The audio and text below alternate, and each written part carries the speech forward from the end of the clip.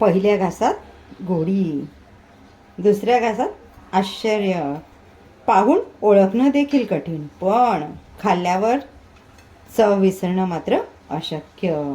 अशी आजची स्टार आहे आपली रेसिपी. बनवायला सोपी, झटपट आणि एकदम खास. चला तर मग करूयात सुरुवात. सर्वप्रथम आपण पॅनमध्ये घेतोय 2 वाटी पपईचे तुकडे. ज्या वाटीने मी पपई मोजून घेतली त्याच वाटीने अर्धी वाटी मी घेतली साखर. ती आपण यामध्ये ॲड करून घेतली. एकदा छान मिक्स करून घेऊयात. फ्रेंड्स, व्हिडिओ शेवटपर्यंत नक्की बघा. आसनाच किचनच्या तुम्हाला अशाच नवनवीन रेसिपीज बघायला आवडत असतील तर आसनाच किचनच्या व्हिडिओला लाईक करा, चॅनलला सबस्क्राईब करा, व्हिडिओज तुमच्या फ्रेंड सर्कलमध्ये, नातेवाईकांमध्ये शेअर करा. म्हणजे तुमच्या भेटीला अशाच नवनवीन रेसिपीज येत राहतील, त्याचे नोटिफिकेशन तुम्हाला मिळत राहतील.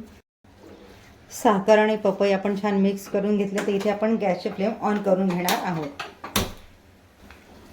साखर आपली वितळायला सुरुवात झाली आहे. मिश्रण आपलं इथे पातळ झालेलं आहे.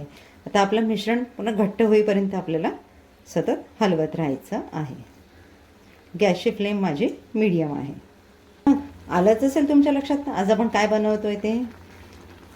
हलवा म्हटलं की आपल्या डोक्यात तो गाजराचा हलवा, बीटाचा हलवा, सुजी हलवा, दुधी हलवा, मूगडाळ हलवा. पण आज आपण जो बनवतोय ना तो यापूर्वी तुम्ही कधीच खाल्ला नसेल.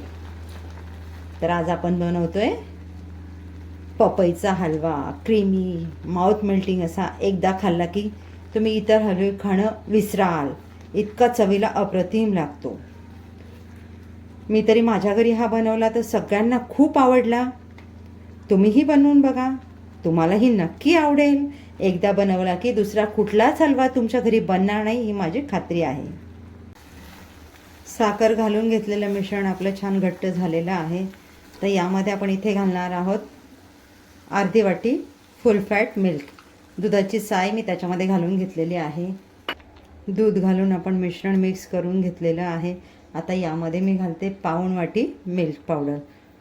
मिल्क पावडर घालून आपल्याला छान हे मिक्स करून घ्यायचं आहे. मिल्क पावडरच्या गाठी पडणार नाहीत याची काळजी घ्यायची आहे.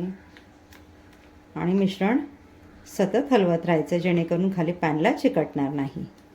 या अशा काही रेसिपी करताना ना जाड बुडाचा पॅन, पातेलं किंवा कढई घेत चला, म्हणजे खाली पदार्थ चिकटण्याचे चान्सेस कमी होतात. हे आपल्याला छान मिक्स करून घ्यायचं आहे. आता इथे मी मिल्क पावडर आणि दुधाचा वापर केलेला आहे. तुमच्याकडे मावा असेल तर तुम्ही 1 वाटी माव्याचा वापर केलात तरी देखील चालेल. तर हे मिश्रण आपल्याला छान रवरवीत होईपर्यंत परतत राहायचं आहे. गॅसची फ्लेम आपण मीडियम ठेवलेली आहे. पपईमध्ये फायबरचं प्रमाण भरपूर असतं. व्हिटॅमिन ए, सी आणि अँटीऑक्सिडंटने समृद्ध असं फळ आहे. पचनशक्ती सुधारते, रोगप्रतिकारक शक्ती वाढवण्यास मदत करते, हृदय आणि डोळ्यांचं आरोग्य सुधारते. फायबरचं प्रमाण भरपूर असल्यामुळे भूक मंदावते, पर्यायाने वजन कमी करण्यास देखील मदत करते. फायबरचं प्रमाण जास्त असल्यामुळे, साखरेचं प्रमाण कमी असल्यामुळे डायबेटीज असणारी लोक देखील प्रमाणात या फळाचं सेवन करू शकतात. हलव्याला आपल्या इथे छान दाणेदार टेक्स्चर आलेलं आहे. तर यामध्ये आपण या स्टेजला ॲड करून घेतोय पाव वाटी साजूक तूप घालूनही आपल्याला हे छान मिक्स करायचं. इथे मी पपईच्या साली काढून त्याच्यात तुकडे करून घेतलेले आहे. तुम्ही मिक्सरला बारीक पेस्ट करून घेतली तरी देखील चालेल, पण मला हलवा खाताना दाताखाली जो पपईचा एक क्रंच येतो ना तो आवडतो, म्हणून मी तुकडे करून घेतलेले आहेत. हलव्याने आपलं सगळं तूप शोषून घेतलेलं आहे. आता या स्टेजला आपण घालतोय अर्धा चमचा वेलची पावडर. आणि तुम्हाला जे आवडत असतील, तुमच्याकडे जे ड्रायफ्रूट्स असतील ते तुम्ही यामध्ये घालून घेऊ शकता. मी काजू बदामचे काप यामध्ये ॲड करून घेतलेले आहे. तुम्ही तुमच्या आवडीनुसार क्वांटिटी कमी जास्त घेऊ शकता ड्रायफ्रूट्सची. एकदा छान मिक्स करून घेऊया. तर छान घमघमाट सुटलेला आहे. अगदी छान रवरवीत दाणेदार असा आपला हलवा तयार झालेला आहे. आता मी इथे गॅस घालून 2 मिनटं आपला हलवा वाफायला ठेवून देते, झाकण ठेवून. तयार आहे आपला पाहून ओळखणं कठीण पण खाल्ल्यावर चव विसरणं अशक्य असा आजचा स्टार पपई हलवा.